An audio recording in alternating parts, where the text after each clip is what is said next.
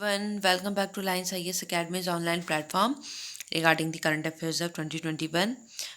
अपनी current affairs की series को आगे कंटिन्यू करते हुए आज हम अपने डे 28 के सेशन में आ चुके हैं. Very good luck for today's session. Start करते हैं पहले क्वेश्चन के साथ. पहला क्वेश्चन है आपका, agency is a part of. आपको बताना है कौन से उसका पार्ट होता है ये. पहला है आपका पैसिफिक ओशियन, दूसरा है मेडिटेरियन सी, तीसरा है Indian ocean and the last one is Atlantic ocean. आपका ये जोग्राफी बेस्ड क्वेश्चन में आपका ये पहला क्वेश्चन बनता है आज का. देखते हैं इसका आंसर क्या होगा. आई होप आप लोगों ने कमेंट सेक्शन में टाइप कर दिया होगा. इसका आंसर है आपका बी, विच मीन्स आपका ये मेडिटेरियन सी का पार्ट है. देख लेते हैं कैसे यहाँ पे ये हो रहा है. आपको पता ही होगा कि जो आपका जो रशिया वाला जो एरिया है वो आपका न्यूज़ का पार्ट था. ओके, इसलिए फिर आपके उसके आर पार की जितनी वाटर बॉडीज़ होती हैं वो इम्पॉर्टेंट हो जाती हैं. ये देखिए, ये रहा आपका यहाँ पे एजेंसी और ये आपका मेडिटेरियन सी की उसमें आपका ये पूरा काउंट करा जाता है. ओके, यहाँ पे आपका ऊपर आपका यहाँ पे ब्लैक सी दिख रहा होगा. ये आपका इम्पॉर्टेंट हो जाता है. और ये वैसे आपका पॉलिटिकल मैप नहीं है, बस यहाँ पे आपको ये फिगर दिखाने के लिए यहाँ पे इसलिए एजेंसी लगाया गया था. बाकी अगर अगर इसको अपनी एटलस में आप एक बार देखेंगे तो आपको अच्छे से क्लियर हो जाएगा कि कौन कौन सी कंट्रीज इसे बाउंड कर रही हैं या फिर कौन कौन सी कंट्रीज से टच कर रही हैं. नेक्स्ट क्वेश्चन की तरफ बढ़ते हैं. The original constitution didn't contain the provision with respect to tribunals. Second statement is the 42nd Amendment 1976 added a new part 14A to Constitution regarding tribunals. आपके ऑप्शंस हैं, आपको करेक्ट स्टेटमेंट बताना है. ए only, B only, both या none. Tribunals आपका news का part था, इसीलिए आपका ये क्वेश्चन आपका स्टैटिक पोर्शन से बनता है. देखते हैं इसका आंसर क्या होगा. इसका आंसर होगा आपका बोथ, विच मीन्स आपके दोनों स्टेटमेंट बिल्कुल सही हैं. पहला स्टेटमेंट जिसमें बोलता है कि कॉन्स्टिट्यूशन जो ओरिजिनल कॉन्स्टिट्यूशन था उसमें आपका ट्राइब्यूनल से रिलेटेड कुछ भी बात नहीं कही गई थी. ये बिल्कुल ठीक है. दूसरा जो स्टेटमेंट है कि 42nd अमेंडमेंट 1976 के थ्रू ही आपका 14 पार्ट ए जोड़ा गया जिसमें आपके ट्राइब्यूनल से रिलेटेड बातें कही गई हैं. ये बिल्कुल सही है, दोनों स्टेटमेंट बिल्कुल सही हैं. बेसिकली ये जो पार्ट था इसमें आपके दो आर्टिकल रखे गए हैं, article 323A and 323B. 323A जो है यहाँ पे एडमिनिस्ट्रेटिव ट्राइब्यूनल्स की बात करी गई है और 323B जो है यहाँ पे अदर मैटर्स से रिलेटेड जितनी ट्राइब्यूनल्स हैं उनकी बात करी गई है. 323A जो है यहाँ पे आपको जो एम्पावर किया गया है ट्राइब्यूनल को स्टैब्लिश करने का वो पार्लियामेंट को किया गया है. पार्लियामेंट ने इसके ही रिस्पेक्ट में फिर आपका एक एडमिनिस्ट्रेटिव ट्राइब्यूनल एक्ट इस्टेब्लिश किया था 1985 में. और इस एक्ट के अंदर इन्होंने कुछ बॉडी का इस्टेब्लिशमेंट किया था. ओके, यहाँ पे तो हम इसको इतना ही डिस्कस करते हैं. ये स्टैटिक का पोर्शन हो जाता है. ट्राइब्यूनल काफ़ी इंपॉर्टेंट पार्ट है. आपको ये इतना याद रखना है कि जो पार्ट था इसमें आपके दो आर्टिकल हैं. पहले वाले में आपका एडमिनिस्ट्रेटिव ट्राइब्यूनल की बात करी गई है और उसके अलावा जितने भी ट्राइब्यूनल्स हैं पार्ट बी 323B में उनके बारे में बात कही गई है. अब यहाँ पे आपके लिए क्वेश्चन ये हो जाता है कि आपको यहाँ पे बताना है, एक्स्ट्रा क्वेश्चन जो हम करते हैं, कि वो कौन सी बॉडी थी जिसका इस्टेब्लिशमेंट करा गया था इस एक्ट के अकॉर्डिंग, स्टेट लेवल पे भी और सेंट्रल लेवल पे भी. पहला क्वेश्चन ये, आपको नाम लिखना उन बॉडीज़ का. दूसरा आपको ये बताना है कि उन बॉडीज़ के चेयरमैन को कौन अपॉइंट करता है. ओके, ईजी क्वेश्चन है, आपको आता होगा अगर आपने ट्राइब्यूनल्स कवर किया है. बढ़ते हैं नेक्स्ट क्वेश्चन की तरफ. देबर कमीशन इज रिलेटेड टू, आपको बताना है किस चीज़ से रिलेटेड है ये. पहला है डिजिटल लिटरेसी, दूसरा है मनी लॉन्ड्रिंग, तीसरा है structure of Indian banking system and the last one is none of the above. Dhebar commission आपका काफ़ी इंपॉर्टेंट है, तो देखते हैं इसका आंसर क्या होगा. इसका आंसर होगा आपका D, which means none of the above, क्योंकि देबर कमीशन आपका जो है वो प्रिमिटिव ट्राइबल ग्रुप्स से रिलेट करता है. ठीक है, तो इसलिए आपका ये इम्पॉर्टेंट हो जाता है. 1973 में कमीशन बना था. ओके, और 1975 में फिर गवर्नमेंट ने स्टार्ट किया था जो वनरेबल ट्राइबल ग्रुप्स होते हैं उनको एक सेपरेट कैटेगरी बनाने का. देखिए, ट्राइबल ग्रुप्स तो एक कैटेगरी है ही, पर उसमें भी कई ऐसे हैं जो वनरेबल होंगे, तो उनकी एक अलग सेपरेट कैटेगरी जो होती है वो आपकी पीवीटीचीज़ कही जाती हैं. ओके, और इस हिसाब से फिर इसमें आपका अलग अलग स्टेट वाइज भी बता रखे हैं. हाईएस्ट नंबर जो आपका पीवीटीचीज़ का होता है वो आपका उड़ीसा में दिखा गया है. ओके, और इसके साथ ही इसमें इसकी कुछ डिटेल्स हैं, आप यहाँ पे एक बार इसको पॉज करके पढ़ सकते हैं। पढ़ते हैं नेक्स्ट क्वेश्चन की तरफ। Which among of the following is slash are correct statement बताना है। पहला है आपका Donetsk place which was in news recently found in Russia. दूसरा है आपका Russia also borders the Black Sea. आपके ऑप्शंस हैं A only, B only, both या नन। रशिया और एक और वर्ड सुन रहे होंगे आप, क्रीमिया के, यूक्रेन, ये इनका नाम सुन रहे होंगे आप। सो इसलिए आपका ये न्यूज़ का पार्ट हो जाता है। तो जोग्राफी फिर इन जगह की बहुत इंपॉर्टेंट हो जाती है। सो इसका आंसर आपका बी ओनली, विच मीन्स पहला स्टेटमेंट गलत है, क्योंकि ये डोमेस्टिक जो ये पार्ट है ये आपका यूक्रेन में आता है। ओके, और ये बोला जाता है कि रशिया इसको लाइक कैप्चर करता है, तो इसलिए आपका ये पहला स्टेटमेंट गलत हो जाता है। दूसरा स्टेटमेंट बिल्कुल सही है। आपको यहाँ पे दिख रहा होगा कि ये आपका रशिया है, ओके, और ये आपका ब्लैक सी है, तो ऑब्वियसली बॉर्डर कट रहा है, बहुत ज़्यादा साफ साफ दिख रहा है यहाँ पे। यहाँ पे एक सी ऑफ एजोव है, ये भी आपके लिए इंपॉर्टेंट हो जाता है क्योंकि ये इसी एरिया में पड़ रहा है। ओके, तो यहाँ पे इंपॉर्टेंट हो जाता है सी ऑफ एजोव भी। ये जो प्लेसेस ऐसे आपके न्यूज़ में होते हैं, इनको एज सच आपके आते नहीं हैं, बट आपको एक बार अगर आइडिया हो कि कौन सा किस कंट्री से रिलेट करता है, क्योंकि बहुत सारी ऐसी जगह हैं जो न्यूज़ का पार्ट बनी रहती हैं इंटरनेशनल रिलेशन में, अगर हम खास करके देखें तो। सो आपका एलिमिनेशन में ईजी होता है, ओके, और आप लॉजिक लगाने में काफ़ी हेल्पफुल होता है। सो नेक्स्ट क्वेश्चन की तरफ बढ़ते हैं। Which among of the following is slash are incorrect. पहला स्टेटमेंट है a fugitive economic offender is a person against whom an arrest warrant has been issued for committing an offence of value of at least ₹1000 crore. दूसरा है आपका fugitive economic offender act 2018 seeks to confiscate properties of economic offenders who have left the country to avoid facing criminal prosecution or refuse to return to the country to face prosecution। आपके options हैं A only, B only, both या none. तो देखते हैं इसका answer क्या होगा। सो इसका आंसर होगा आपका ए ओनली, विच मीन पहला स्टेटमेंट गलत है।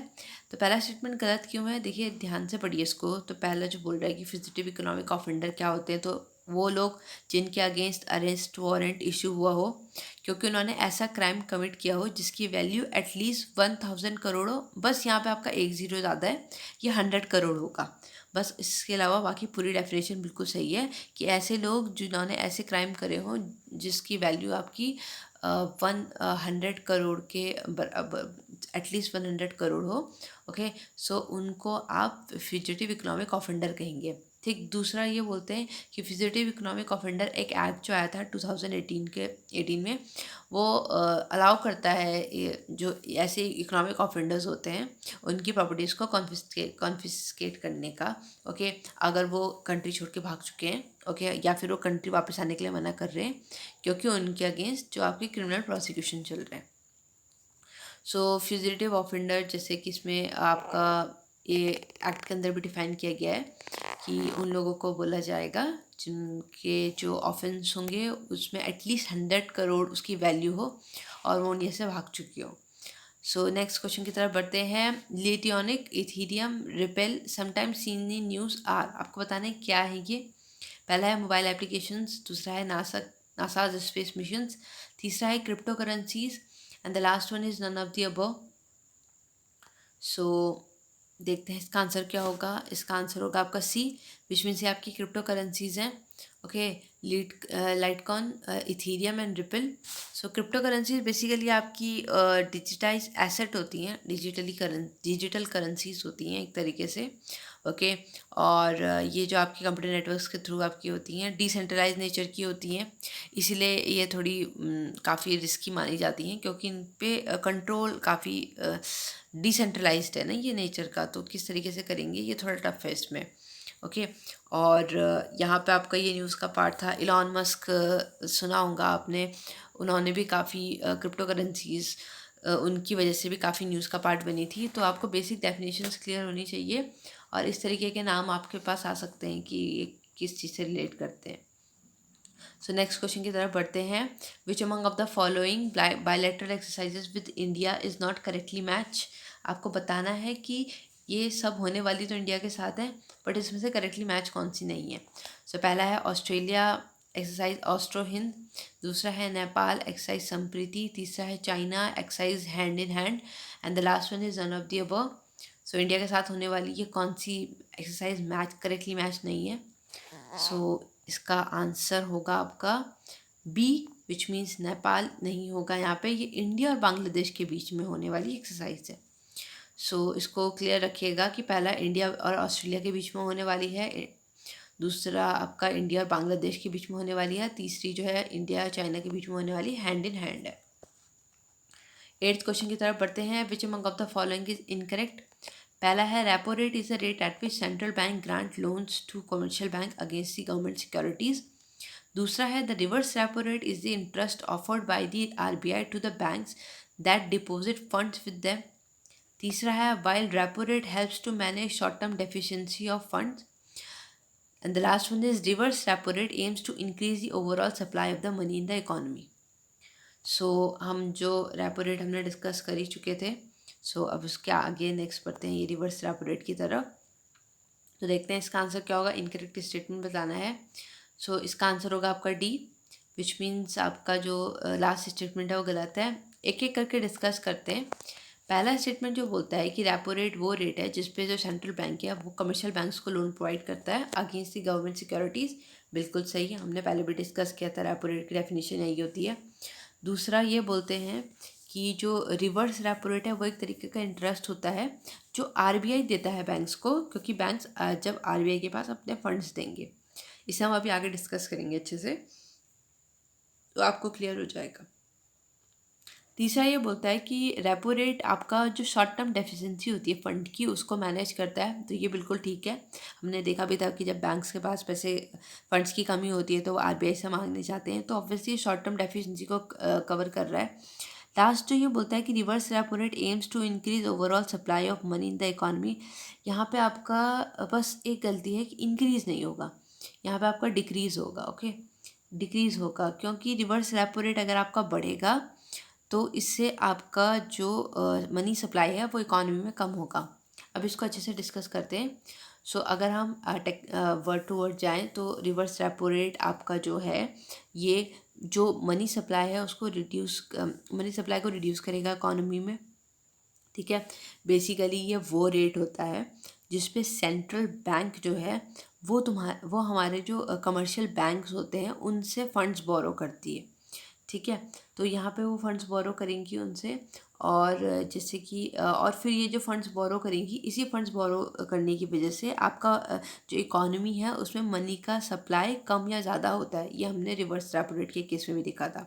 सो आप यहाँ पे देख सकते हैं कि फॉर एग्जांपल आपका बैंक दिखा है, ये आपका कमर्शियल बैंक है, ये आपका आरबीआई है। ओके, अब आरबीआई को दिख रहा है कि मार्केट में है आपकी जो मनी का सप्लाई है वो बहुत ज़्यादा बड़ा है ना, तो वो क्या करेगा, वो कमर्शियल बैंक को बोलेगा कि मुझे फंड्स चाहिए।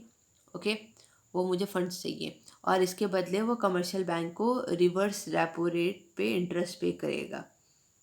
तो वो कमर्शियल बैंक को रिवर्स रेपो रेट पे इंटरेस्ट पे कर रहा है। ओके, और कमर्शियल बैंक क्या कर रहे हैं, अपने फंड्स आरबीआई को दे रहे हैं। अब जब आरबीआई को वो अपने फंड्स दे रहे हैं तो इसका मतलब जो फंड्स उन्हें बाहर देने थे, ओके, अब वो आरबीआई की तरफ जा रहे हैं, तो जो इकॉनमी में आपका सप्लाई होगा वो आपका कम होने लग जाएगा। जो इकॉनमी में मनी का सप्लाई होगा वो कम हो जाएगा। सो इस तरीके से आपका होगा। तो यहीं आपका लिखा है कि अगर आपका रिवर्स रेपो रेट बढ़ता है, ओके, रिवर्स रेपो रेट बढ़ेगा विच मीन्स कमर्शियल बैंक को ज़्यादा इंसेंटिव मिल रहा है, ज़्यादा आपको उनको इंटरेस्ट दिख रहा है अगर वो आरबीआई के पास पैसे दे रहे हैं इन कंपैरिजन टू अगर वो नॉर्मल लैंडर्स को दे रहे हैं। तो क्या होगा कि वो ज़्यादा से ज़्यादा अपने फंड्स आरबीआई के पास रखेंगे। ओके, विच मीन्स आरबीआई को देंगे और इससे आपका जो मनी सप्लाई है इकॉनमी में कम हो जाएगा, क्योंकि जो फंड्स उन्हें पब्लिक को देने थे अब वो उस आरबीआई को दे रहे हैं, तो ऑब्वियसली पब्लिक के पास कम सप्लाई जाएगा तो इकॉनमी में जो मनी होगा वो कम होने लग जाएगा। ओके, तो ये इन्फ्लेशन को कंट्रोल करने के लिए आरबीआई करता है। ओके, तो आई होप आप लोगों को थोड़ा क्लियर हुआ होगा। एक बार अगर आप इसको दोबारा से पॉज करके रिवर्स करके इसकी डेफिनेशन पढ़ेंगे तो आपको एक बार अच्छे से क्लियर हो जाएगा। तो इस तरीके से होता है। अब यहाँ पे आपको रेपो रेट तो पता ही होगा, हमने पहले भी डिस्कस किया था, तो आई गेस ज़्यादा ज़रूरत पड़ती नहीं है उसे डिस्कस करने की। सो इसके साथ ही हम अपने नेक्स्ट क्वेश्चन की तरफ बढ़ते हैं। विनकॉम्बे इज़ आपको बताना है क्या है। सो पहला है newly discovered species of skin, दूसरा है क्रिप्टो करेंसी, तीसरा है meteoroid and the last one is none of the above. So देखते हैं इसका आंसर क्या होगा। इसका आंसर होगा आपका सी, क्योंकि एक मेटेरॉइड का नाम है जो कि आपका यूनाइटेड किंगडम में देखा गया था फरवरी, आई गेस फरवरी में अभी। सो इसलिए नेक्स्ट क्वेश्चन में जाता है आज का last question. Global social mobility index released by, आपको बताना है इसे कौन रिलीज करता है। पहला है वर्ल्ड इकोनॉमिक फोरम, दूसरा है वर्ल्ड हेल्थ ऑर्गेनाइजेशन, तीसरा है United Nation Development Programme and the last one is none of the above. So देखते हैं इसका आंसर क्या होगा। इसका आंसर होगा आपका A, which means World Economic Forum इसको रिलीज करता है। अच्छा, यहाँ पे मैं आपको एक क्वेश्चन देना चाहती हूँ कि एक वर्ड आप यहाँ पे देख रहे होंगे सोशल मोबिलिटी। आपको कमेंट सेक्शन में बताना है कि सोशल मोबिलिटी होता क्या है, इसकी बेसिक डेफिनेशन बतानी है। काफ़ी अलग कॉन्सेप्ट है ये, तो आप एक बार समझेंगे तो आपको क्लियर हो जाएगा। So I guess is and yes, तो आई होप आप लोगों ने अच्छे से कवर किया होगा, अच्छे से पार्टिसिपेट किया होगा। Thanks for participating, thanks for watching, thank you guys, stay home, stay safe, stay healthy, thank you so much, take care of yourself.